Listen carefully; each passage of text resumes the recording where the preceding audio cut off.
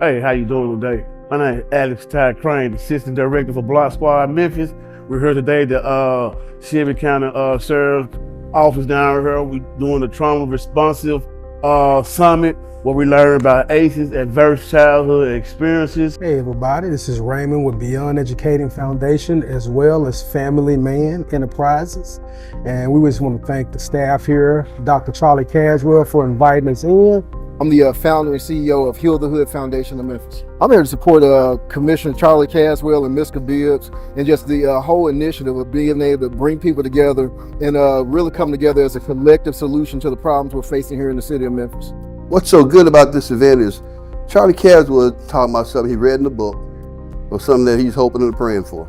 We've already read it in the book. We've already been hoping and praying for it. We're doing it now. We're working together. And now what he's doing is now he's gotten more authority, more power. He's just doing more of it. But he's not doing anything new. He's doing what he's been doing that's been working, been successful, especially in the Fraser community, working together. And now he's expanding it. So he's doing what's proven, what's worked, got the data to prove it, successes, impact. Now we're spreading it out. We're doing what he's been doing, now we're just doing more of it. We come together to partner so we can have some unity in the city. We got different organizations down here. We got a lot of elected officials down here. We're really trying to make a change in the city of Memphis. Now I don't want Block Squad Memphis. We're here for the kids in every community. Man, we're trying to make a difference, bridge the gap for the at-risk youth of Memphis, Tennessee. Block Squad Memphis, y'all. I think it is the assembling of the Avengers and the Justice League to really get everybody who is doing different things in different areas to come together to face a problem that we really can't just deal with on our own. So there's strength in numbers and there's power in resources. So I'm excited about seeing all that we're seeing today. Hello, I'm Joyce Brown. I work with Tennessee SEAL through Meharry College in Nashville. We do research studies based on the COVID-19, the flu, and how it affects the community. So we're excited about working with Charlie Caswell and the city of Memphis to see our city change. Again, our city will be different.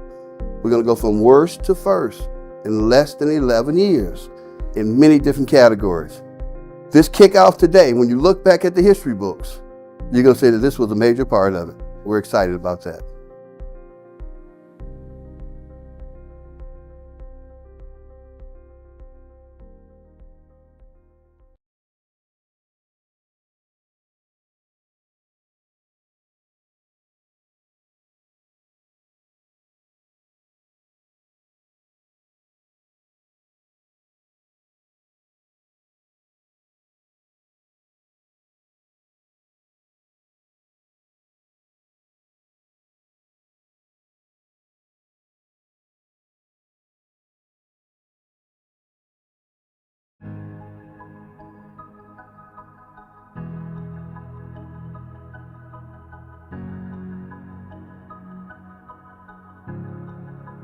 My name is Alfred Garrett.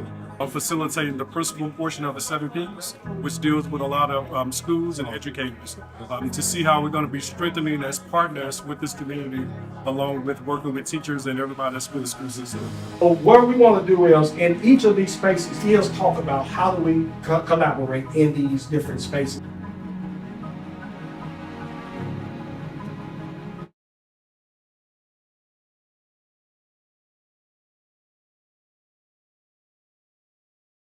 Week to our weekly stakeholder meeting. I'm excited about this week's stakeholder meeting. We got a great speaker here on this morning, a great leader in our community. I'll talk more about him in a minute. To those who are watching us online, please make sure that you share this page. I know that it's sharing out on TR page, but we're going to make sure it's on all of our platforms in just a second. And make sure that you please share this out to all of our stakeholders here in Shelby County. Again, we are counting with 960,000 stakeholders. We know that we can't get everybody out to these weekly meetings, but that's why we also incorporated our 4th Tuesday as our evening meetings. And so I'm gonna get with you all, even though we haven't, and y'all may have seen it, that U.S. Attorney, U.S. Interim Attorney General Joseph Murphy, he will be with us next evening at 6 o'clock, but we're really trying to handle that discussion with the district attorney and also the chief of police around public safety and really bring all of them in. I'll get that information out to you, but put it on your calendar. If we have to move it, we'll move it probably from down the street at the Red Event Center right here. If we look like we're going to be overcrowded, because I think we can only get maybe 50 to 100 people in that space. So we're going to see how that goes for next Tuesday. But U.S. Attorney, Interim Attorney General, Attorney General for West Tennessee, Joseph Murphy, will be with us. I was excited to be with him on yesterday, and I just truly, some of you may have seen my video I put out on yesterday about my visit to the Pillar Forum yesterday. I know our CAO College used to be the director of reentry, and y'all know our friend DeAndre Brown is now the director of reentry for Shelby County. Him, the U.S. Attorney, Joseph Murphy, Department of Justice came together with a powerful reentry simulation on yesterday, and that's something, y'all, I'm gonna really put together here for us in this community. And my good friend Stan, what's Stan's name? Lifford. My good friend Stan Lifford was there with us as well. The Deputy Chief Crow was there at that meeting with us. And several other leaders was in that meeting just to see how it was law enforcement people, court people, and what we were able to see in that process. Yes, okay. And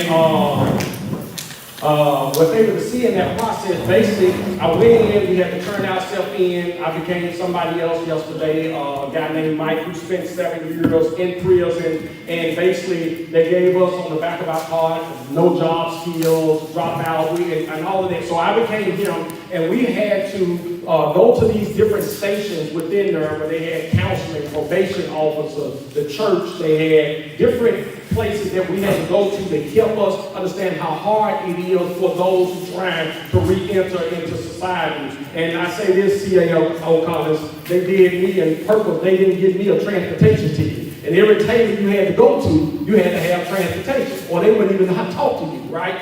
And so here I am just out in the wilderness. And I thank God for somebody. It was Pastor Poindexter up the street.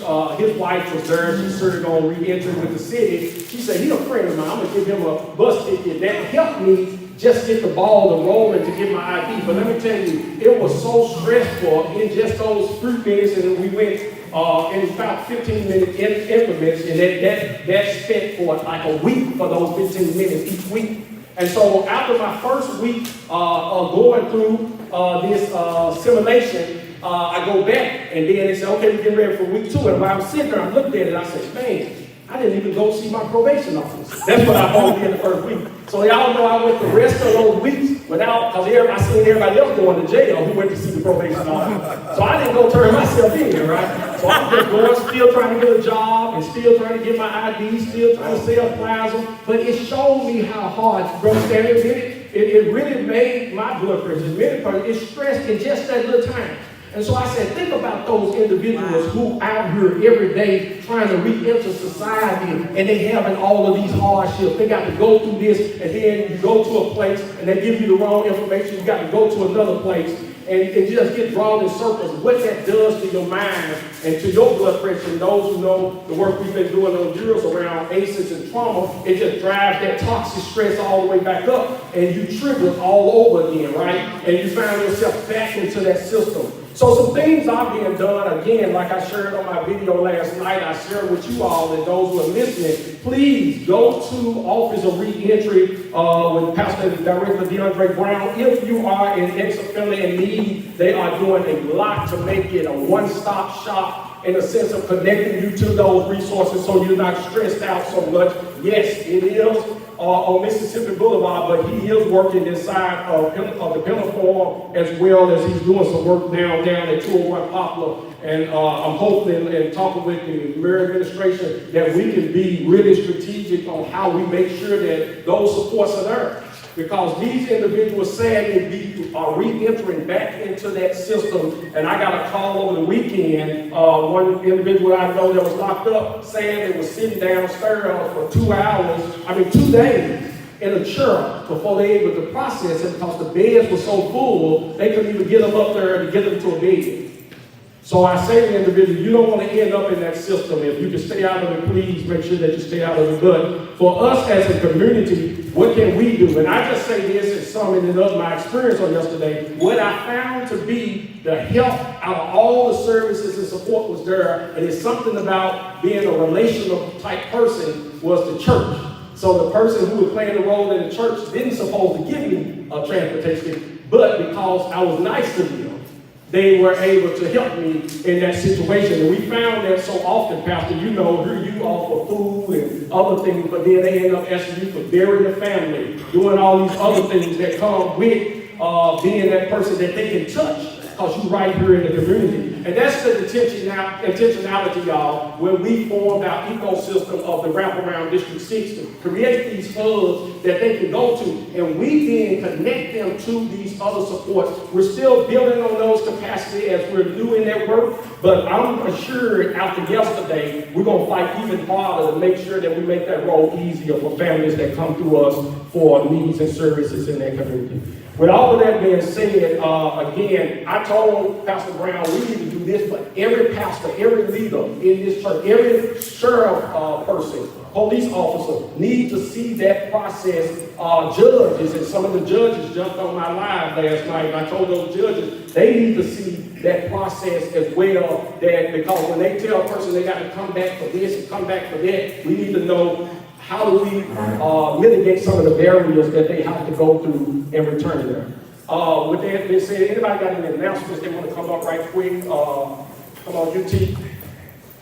And as UT come up, I want to make sure I announce this is that after the Tuesday after next, we're going to have with us for Children Mental Health Week, Samaritan group. They got some flyers back there, but they're providing lunch, and they're going to be here with us. Hughley, look like Hughley's going to be providing the lunch. So y'all want to be here May 6th for our meeting 12 to 1 with Samaritan as we kick off Children Mental Health Week. Good afternoon, everyone. And while Commissioner has mentioned Children's Mental Health Week, the University of Tennessee Health Science Center for Youth Advocacy and Wellbeing, better known as CYA, we are hosting our Trauma Summit May 7th. It's going to be at Breath of Life Christian Center from 9 to 3. There are some flyers on your table if you want to scan the code and go ahead and register for that. We will be providing lunch for you. But the Trauma Summit is a key event during our observation of Children's Mental Health Action Week.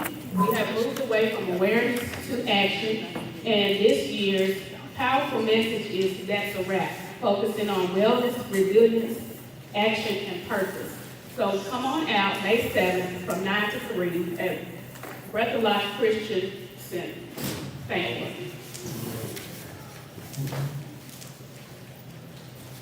Thank So you. are y'all doing something too with the Hooker Institute board? Did they get back? They did, okay. Thank you very much, everyone. Just got a couple announcements. On the 26th, this Saturday at 10 o'clock, we are hosting a big homeless event right here at the church in the back in Raleigh with wraparound services for the homeless. And also we'll be downtown doing it also by Union Mission. And on May the 14th, myself, the Dwelling Place Assembly, we are hosting a big health fair. So we want everybody to come out to the health fair, 10 to 2. Also on the first Saturday in May, we was not able to do the food bank in April because of the storms. But on the first Saturday in May, 9 to 11, we will be hosting the mobile food pantry. All you need is an ID, that's it. Also, and remember on Friday nights, 8 to midnight, night at night, for those young men, they are doing very well. We've gotten over 40 of them jobs. Over 17 of them got an OSHA regulation 4-wheel license. Pastor Smith, Conference Gatekeeper, partner with me, and we also got a whole other list about 25 of them we get ready to take through to get their 4-wheel license. And just want to report, 4 of them already got a $20 an hour job. Yes. And that happened at the church, y'all. That happened at the church. Good morning. My name is Cecilia. I'm representing Agape, the program Becoming One, and I'm coming to give you an invitation. We have May 2nd and 3rd, our conference. This is going to be in Highland Church. Becoming One offers classes to grow and enrich relationships in marriage, fatherhood, and individuals. I highly recommend coming to this one, and I would like to connect today so we can explain you a little more about this, so we can bring it to your programs and your ministries or service. Thank you.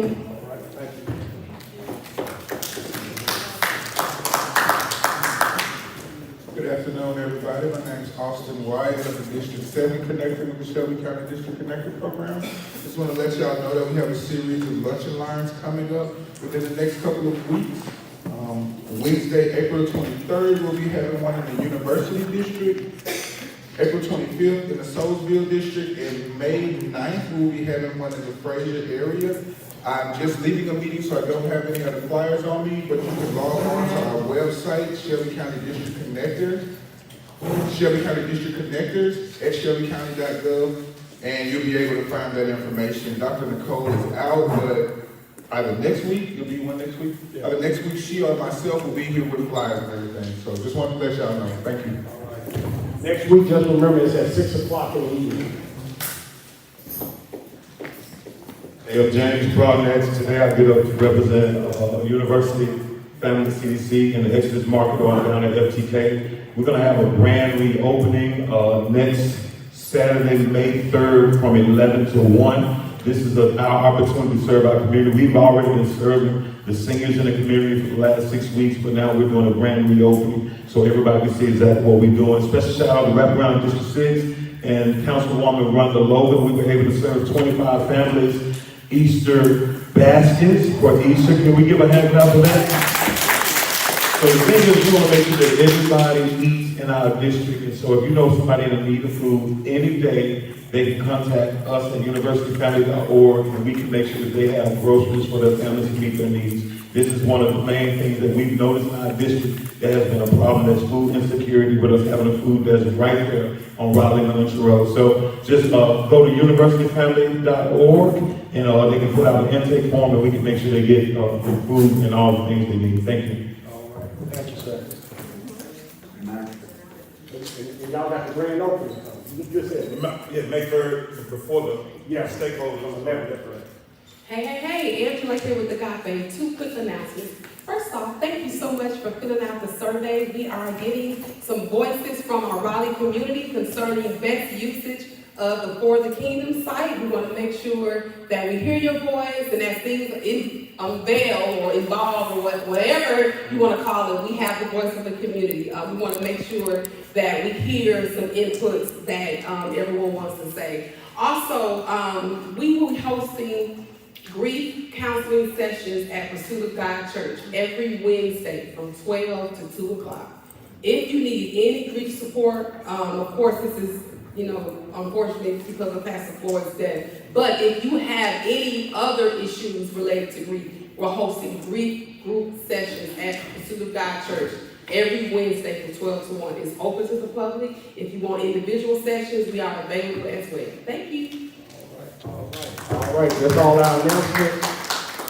Again, thank you. Public Safety Ad Hoc Committee is Thursday at 1:30. Again, I want to thank Lucretia for overseeing and continue to keep me on task there. As we get ready to wrap up this year, this is our 3rd year overseeing that. Myself and Commissioner McWright really diving deep into the needs of our county when it comes to public safety. Again, things like what we witnessed on yesterday with re-entry, the jails and things we got to do there, but also the prevention piece of things we have to do and working with intervention with people like Memphis Allies, 901 Block Squad, and many other organizations. It's so many materials to actually helping us to get to the place that this city and county is safe, y'all, and it's going to take all of us together to get there. And in saying that, just sadly, Saturday I had my nephew who was out in my building there, actually guys were breaking into the building, actually shot him, and thankfully, thank you y'all for y'all prayers. He got shot 8 times, but he did survive. I went and saw him yesterday at the hospital, so Memphis Allies, I'm making sure I connect him with y'all, and once he get, and pray for him, maybe get you up to y'all up there before he get out.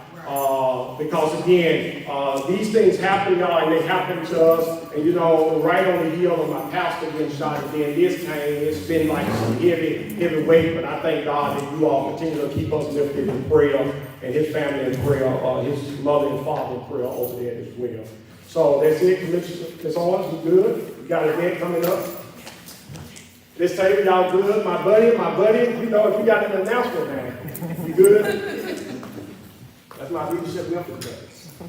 Okay, next Saturday, we have the Soul Awards and Scholarship Soiree. I mentioned it here before. We will be giving out 4 amazing scholarships. One is in honor of our friend, Pastor Ricky Floyd, and some other really special scholarships, so we're really excited about that. And then we will be honoring people that y'all know in the community. So David Porter is one of our honorees, and we have 9 other amazing honorees.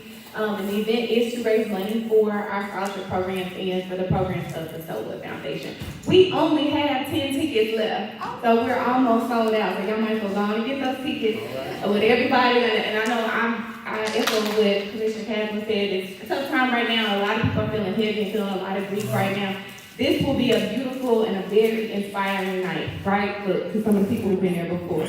It's a really amazing night. And SoulWhatAwards.com if you want to get those last 10 tickets. Thank you, man. All right. Well, with that being said, again, I thank you all. I thank my daughter here who's always here and supporting. I work hard. Give our hand, Minister Caswell, truly been on the ground fighting hard for us, and I thank her for what she's doing in the kickoff for the Resilient Hub there in Fraser. Some greater things yet to come out of that. This next person I'm getting ready to be up, I want to just acknowledge Pastor Ellis, and again, First Lady Ellis, thank y'all for being here. Just our pastors and friends from Fraser, we let them come over every night. We let her come over to Fraser too. But they have been, again, a blessing to us. We thank God for all of our pastors and leaders that are here. This gentleman I'm getting ready to bring up, somebody who we really don't need an introduction. He's been our city councilman for 8 years over there, city councilman. He's been with the district attorney office. He's been over at the Memphis Crime Commission, overseeing as vice president of that work and overseeing work throughout our county for many, many years. Now he's serving in that important role as the CAO of Shelby County government, overseeing all of the departments within the Shelby County government. So the mayor is the face, but this is the man that pulled the strings behind the strings. So if y'all make sure that y'all give it up for our very own CAO, Carl Collins. We know who to give a hard time to. Thank you, sir. Yes, sir. Well, good afternoon, everybody.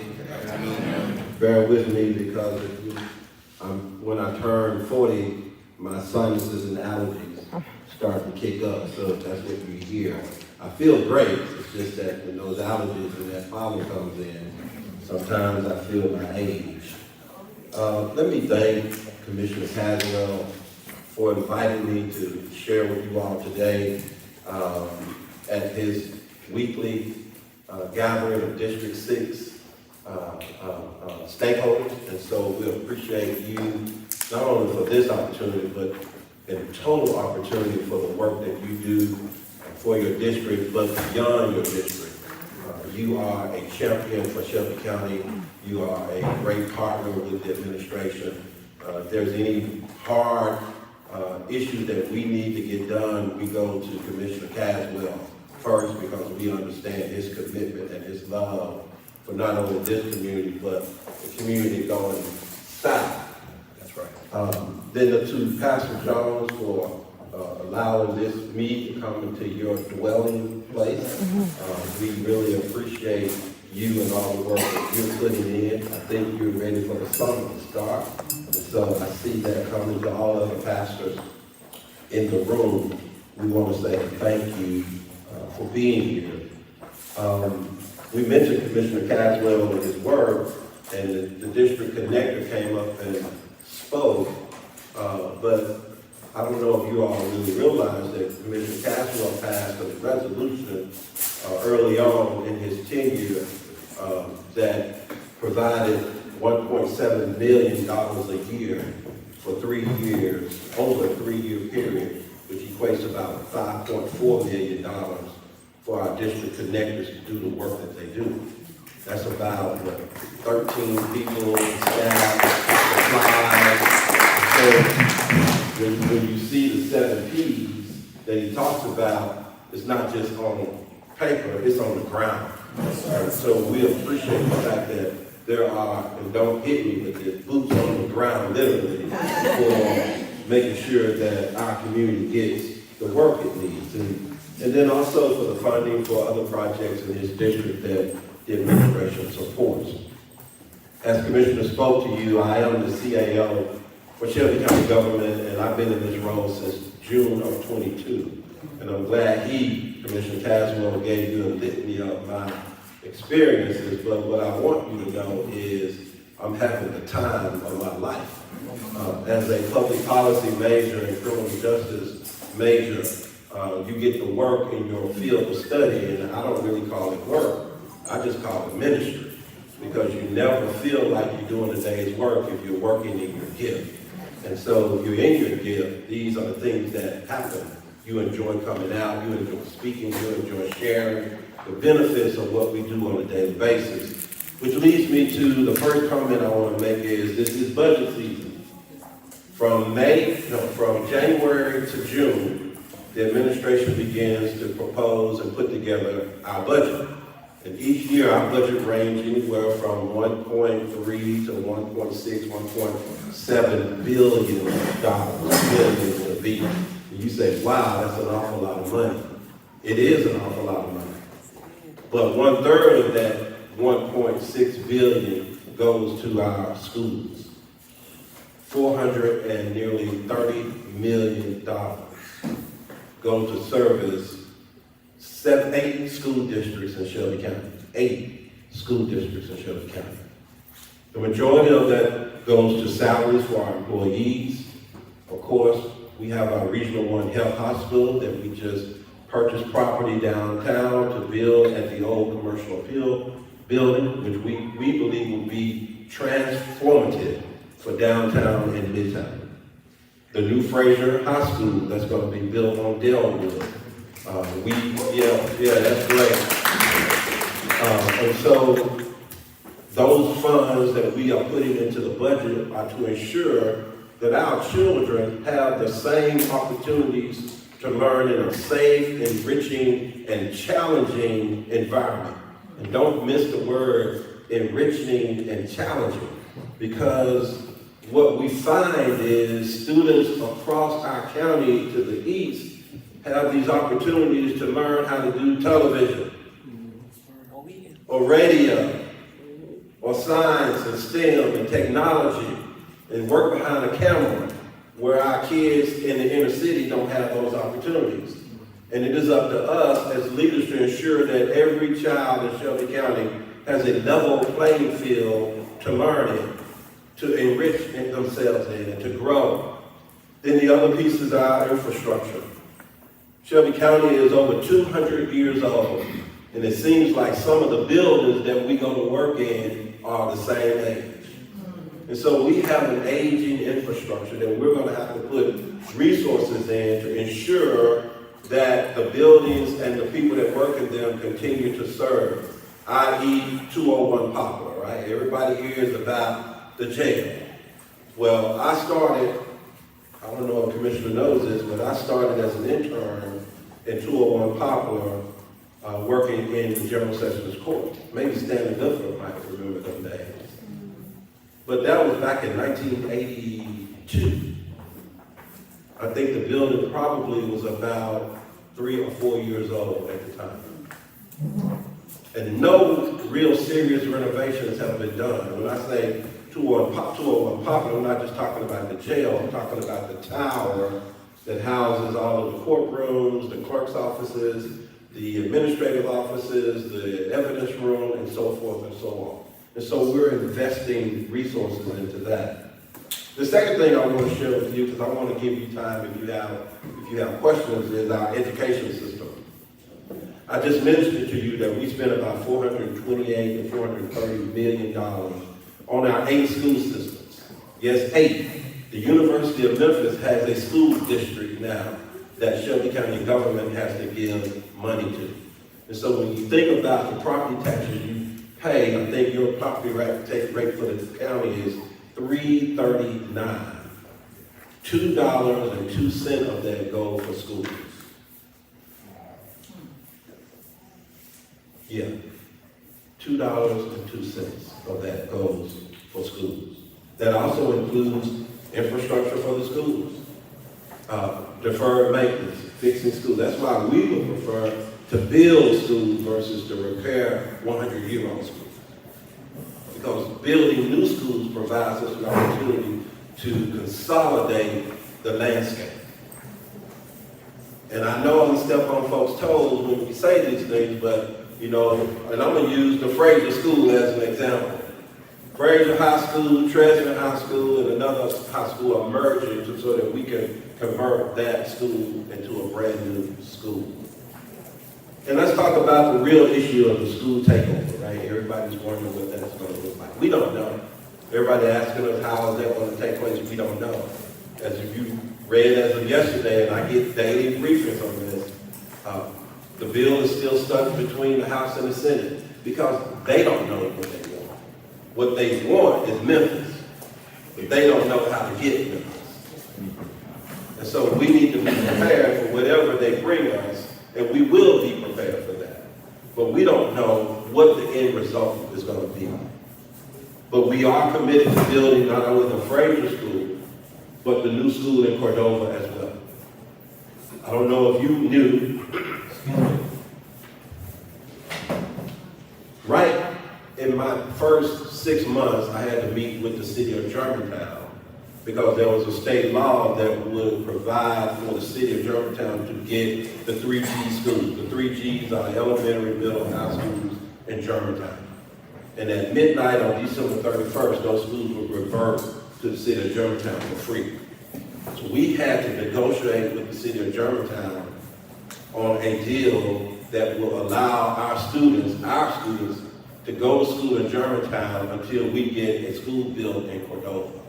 And so we negotiated a 15-year opportunity with the city of Germantown that will allow our students who literally live in Cordova, who go to Germantown schools, to continue their education progress while we figure out where we're going to build a new school in Cordova, so those students can go to school for Memphis Shelby County in Cordova. The issue is trying to find, as you may have heard, a location to build a school. Nobody really wants to have a school built in Cordova. But Shelby County has some land and some acreage that we're thinking about where we might be able to place that school. Because those students deserve to be in their own school, in their own community, rather than be transferred to Germantown. And the caveat is we own those buildings until we sell them. But we still have a 15-year window to make that happen. The third thing I want to share is about public safety, and we talked about that. I think Commissioner Caswell went to the simulator. Now, I served as the director of reentry for a year and a half. I owned and operated private probation companies in Memphis, Atlanta, and Washington, D.C. for 12 years. And I can tell you that it is extremely hard for an individual once they get arrested, whether the case gets dismissed or not. And I'm almost certain many of you all in here know somebody who had that experience. You have to deal with a judge, a lawyer, a prosecutor, a clerk's office, perhaps a probation officer to get your record straight and back on your feet. That's an awful lot of work. And for a person that doesn't know how to navigate that system, it's tough. That's why they call it revolving door justice. Because when people go in, they get stuck in the paying of the fines or the fees. And they tell you you have to have a job. But you can't get a job because why?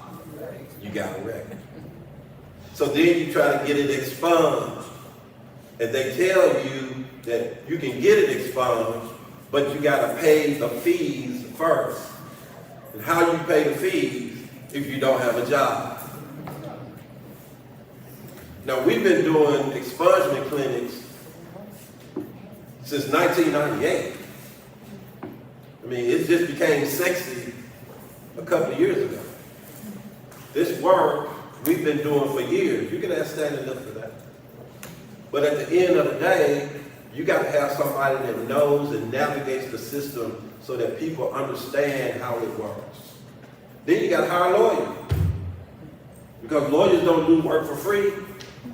They call it pro bono, yeah, but they're going to get paid by the state. So it's difficult. But for public safety, for us, Shelby County is going to be investing in support for the Sheriff's Department. Why? Because we believe the Sheriff's Department needs to be patrolling the streets of City of Memphis. Yes, yes. We do believe that. Now the argument will be we don't have the manpower. And we understand that too.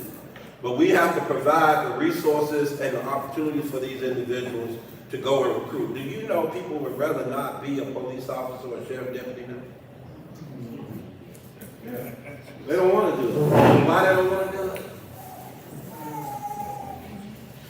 It's not the pay, it's the benefits. See, people will put their life on the line if they know that they can do 25 years and get retirement and full benefits. Not anymore. Think about this, when you retire from your job, well now I'm gonna make it even clearer now. If you got a 401k today, and in today's stock market, it just went down like 50%. Think about what that does to your retirement plan. And so today, our retirement plan for most law enforcement people is difficult. The good news is Shelby County's retirement plan over the last 4 years has increased $500 million. Now you got to subtract that from the past month because of the tariffs. I think we lost about $60 million in one day because of tariffs. Because we're in the stock market. We manage money in the stock market. But you're talking about a $1.5 billion retirement system. We're also trying to figure out how we can do some work in the jail and at 201 Poplar using energy. I know, Pastor, this is a great place, right? But your energy cost, I know, has to be out of the roof. We need to start using LED lights and less energy because it saves money. We need to start investing in how we can use what we have to go further with locks, lights, water, heating, air, the whole 9 yards. Otherwise, we'll be continually held hostage to this 4-letter company downtown. I'm not gonna call it that. Public health is a crisis in Memphis. We are the capital for HIV and AIDS. We are now on the cusp of seeing measles in our community because people will not get their children their shots for whatever the reason, whether it's spiritual or just, as my dad would say, they just don't want to know. We need to continue to inform our community that the best way to have healthy children and healthy families is to be immunized. Because if we don't get our kids the shots they need, we don't get them to the doctor, then the families will not be healthy. And then Regional 1. We've allocated $500 million to build a brand new hospital. And you ask, why are we doing that?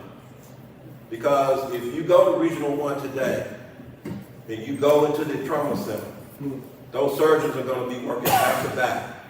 It was built to service 4,000 people a year. They service nearly 15,000 people a year. Just yesterday, we saw 5 people shot and 1 killed. All of those persons had to go to our trauma center. But there are only 3 trauma rooms in the hospital. So the doctors are working back to back. Our NICO unit, where preemie babies go, there is a room half the size of this, where 50 babies lie every day, and parents and mothers are not able to be with their children. But the standard says 1 baby per room. We have to do that. The Elvis Presley Burn Center, where people from all over the country come to our burn center to get treatment, is undersized. And so we have to provide that. But more importantly, it is our community's safety net. If you don't have health care insurance, if you are financially strapped and you need to go to the doctor, Regional One Health is the place for you to go. The county invests nearly $30 million a year to provide indigent care for our citizens as well as the inmates and detainees at 201 Pop. That's our response to the healthcare crisis. The county has been servicing that hospital since day one, and we will continue to do that. And then lastly, economic development. I mentioned the new Fraser High School on Delwood Street. Well, just yesterday, the House and Senate passed a bill that will allow counties now to provide loans or down payment assistance to families who would partner with Shelby County government to redevelop or build homes in communities. We, Shelby County government, are going to be intentional about using these resources to build homes near the new Fraser High School. You ask, why do we do that? Well, we say we want to repopulate the area because there's a brand new high school in their community. We want families and children to move into this community so that they can attend the new Fraser High School. We believe this is a real investment that families, we could spur new growth in Fraser, new growth around the school, and that people will want to come and move into the area. We believe that's a tremendous opportunity. What we're looking for is developers and families. And so if you know of any families who have school-aged children that the school will open in 2028, send them to us. Let us know who they are so that we can help them move back into the community. Because we believe the new school will transform the area where it's going to be built. We want our students to be able to attend a school that they can be proud of, and we want our families to move into a neighborhood that they will also be proud of. And so with that, I got about 7 minutes for questions. Yes, sir. You're doing good. All right. Any questions? Yes, sir. How do we contact you about the families, about families coming to move into Fraser? You can contact me 2 ways, 901-222-2050, or you can contact me at harold.collins@shelbycountytn.gov. If you email me, make sure you let me know what's the email purpose.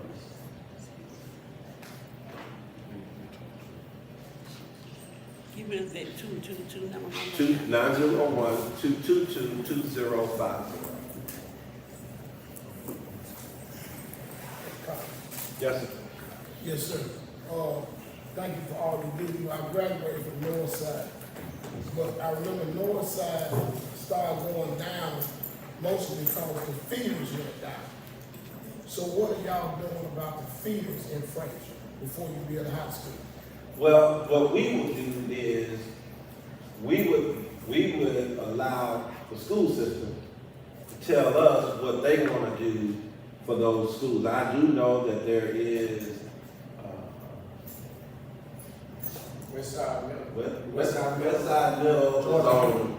is on what is that? Donald Street over the west side. Right. Yeah. And But then there's an elementary on the other side of Fraser. Yeah, Fraser Elementary. And then the middle school. The 3 middle schools that's gonna feed into there is, West Side Middle, Georgia Hill Middle, and Grandview Middle. Yeah. In Fraser. And so, and to that, I say, Pastor probably 1 or 2, I know there's been a lot of conversation about now you gotta bring it all, because it was split at first, kids want to treasure Fraser, like what intentionality is being done from a community's perspective to make sure there's unity in that school and not the chaos of what comes with the territory. Right, right. We believe now, what we have done, not the county, but the school system has done, has begun to socialize these students already with the prospect of doing the school. I remember when they brought down, when the vote was about to happen, they brought down about 200 students from all of the different schools. And so what you do is you start socializing them together to say this is one common cause. That will help break down the barriers. The other piece is they were middle and elementary school kids, right? And so middle and elementary school kids don't grow up to hate each other. They get taught to do that, right? And so for us, it is bringing that because we know in 28, that first class will be 9th graders, right? Hopefully those kids who was in the 6th and 7th by then will be 9th graders, and they will already be in school. And I say, and Pastor, I don't know if that was coming when we go over that question to that, though, I've been saying this takes a community. It takes all the village, right? What Life Wise is doing with the Bible study and those things that partner with the church, you build that unity among them. We saw that with the Fraser Athletic League and the Blue Community Initiative, when we start bringing those 2 areas together, a reduction in youth going to jail in Fraser. We could go back there, but that was not done by government. That was done by the community. And so, like, our intentionality around it, that's why, for me, the wraparound District 6 is important, and again, the district connected work, of how do we make sure these connections are happening before these families get to that space. So, okay. And the other thing is, don't forget, the church, while everybody points this finger at the church, you're going to have health fair in May, right? What would it look like if your church, Pastor Ellis' church, Pastor Atkins Church, and all y'all had one health fair together.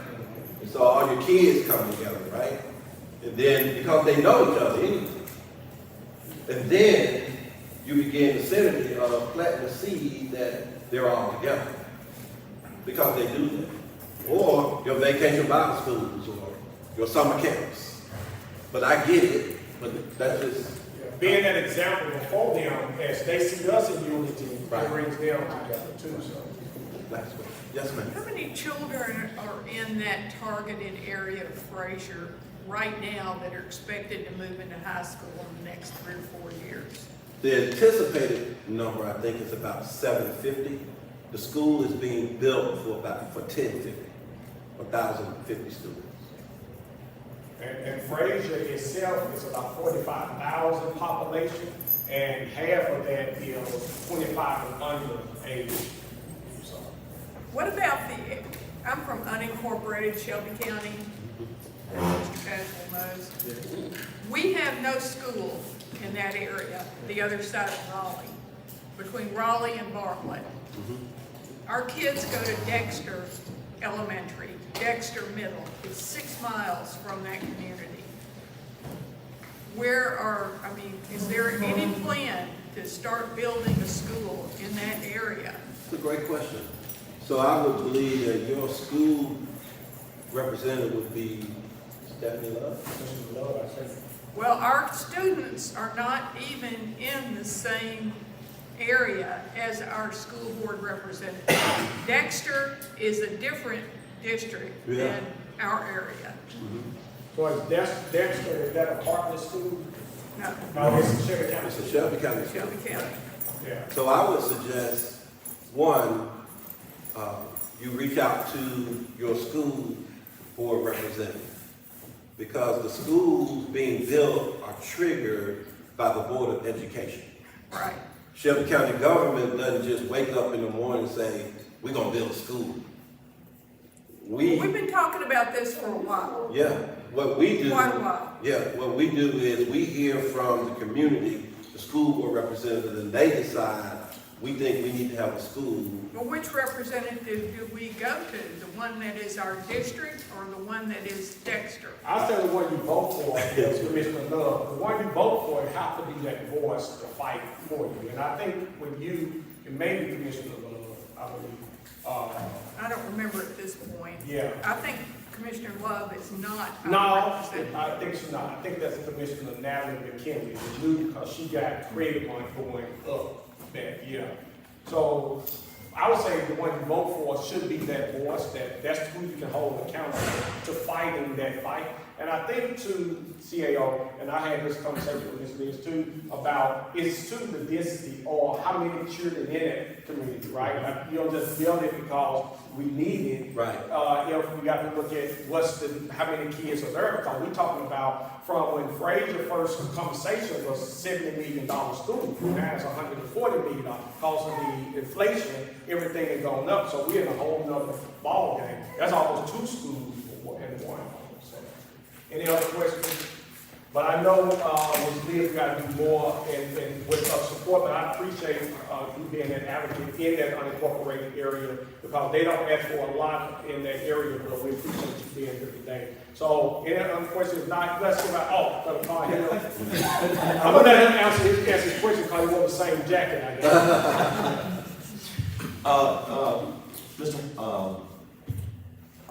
The question that I have is with all the things that are taking place in the federal government where they're disbanding a lot of support services, they are pushing people out of jobs, that's going to put a lot of stress on the county.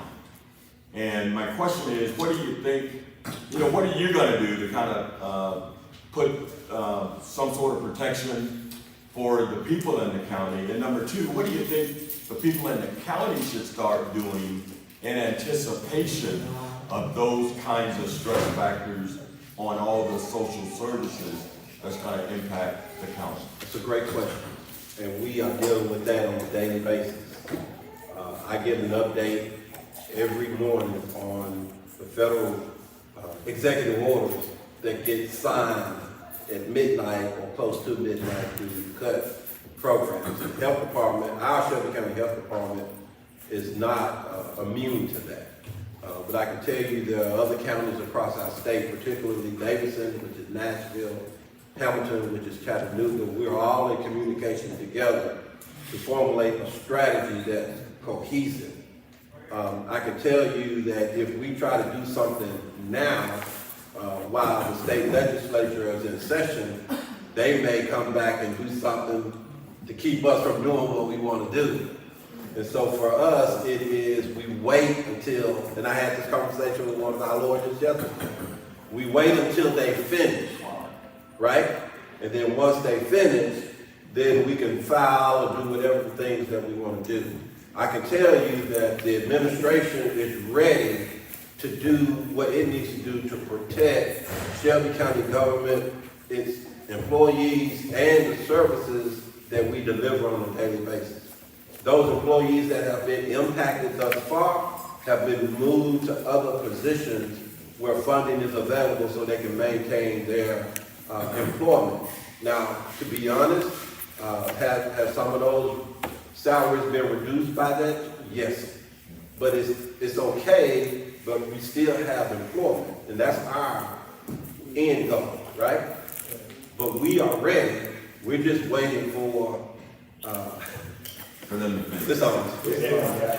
Yeah, we just waiting for them to finish, so that it's like playing spades, right? You want to make sure that all of the cards are out on the table before you start running your Boston, right? And to that point, it's not only waiting till they finish, because everything he's throwing on the stick at the federal level. So he's throwing everything at the wall. So we can't react to everything until the Supreme Court make their decision on others. But even when it comes to the state saying that we know where we sit, they'll call a special session against Shelby County. And just to keep us from doing what we need to do. So this is why collectively us coming together, making sure we are pooling our our resources and support that is not a heavy strain, and so we can make those decisions. I believe just as sitting as a commissioner, again, thanks the administration for what they're doing to make sure we stay prudent and, tight on where we need to be. We looking good as a county. We are. And so we just got to continue to hold that bar. But it's the scary thing is that though when we want to take it to the next level, we almost stuck right there because of all of that, unfortunately, what's happening at the national level. So again, thank you. Go ahead, you had something to say? Thank you, Mr. Collins, for being here.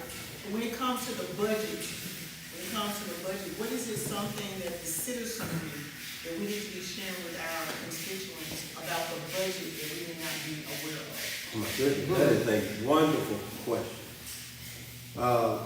What you might want to share with the citizenry is this.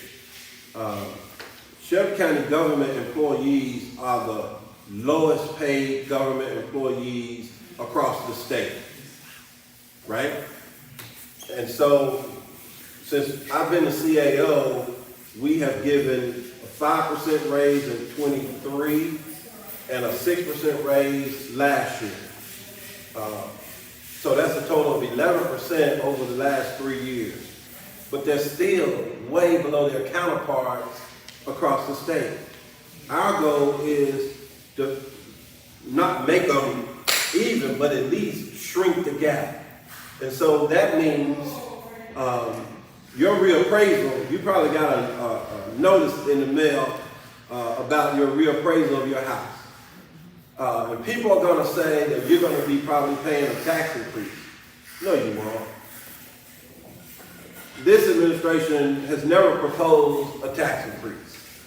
But what we are intending to do is keep your tax rate at 339 or 338 for this fiscal year. What that would do is probably allow the county to receive some resources that we can pay our employees. But your tax rate that you pay every year at 339 will not go up. So I don't want people to think that when the state says your tax rate ought to be $2, yeah, but you got to pay for gas and employees and health care and paving streets and concrete and insurance and 201 Poplar and Regional 1 and schools and it goes on and on, right? But we got to have resources to do that. So that's the message that I will send to all of us. And then finally, I know I'm running over time, I'm sorry. And finally, I would say that Regional 1 health is important and we need it. Heaven forbid that anyone that's in this room leave here and try to make a right turn or left turn to go out of here and get in a car accident and have to go to a hospital. Now, we're down the street from Methodist North, but guess what's going to happen? They're going to take you to Methodist North, and then they're going to move you to Regional 1 because of the trauma that you will be experiencing. And that's the truth. And I'm in the church. Yeah. That's the truth. And I say that to his close. Give Brother Collins a hand. Just to that close and being in Regional 1 yesterday myself, and seeing how close everybody was in only 4 rooms, but you had all these gunshot victims and people. I was there in ICU. The need is great, and we got to continue to support that. So we are going to continue to fight for that. And I just say, even to telling your constituent, one of the things that I saw when we talked about the wheel tax in school, I took in many individuals went with us on a tour to Tresman High in those schools. These are not the same schools you went to 30 and 40 years ago. These are schools that building, walls are failing, mold is in the building. So infrastructure has to be done, or we keeping everything the same. And I don't want to be a person that support not building a new school, but yet building a new jail. We have to be, again, considerate of our changes that need to. I want to make one quick announcement. Brother Raleigh CDC is having an event this Friday. Can you say pretty quick run what that is? We're having a joint meeting with River City Capital for for all of you all that are businesses or have organizations that work with businesses. A lot of business owners always want to know, how can we access capital? There's not enough money out here. The banks aren't lending.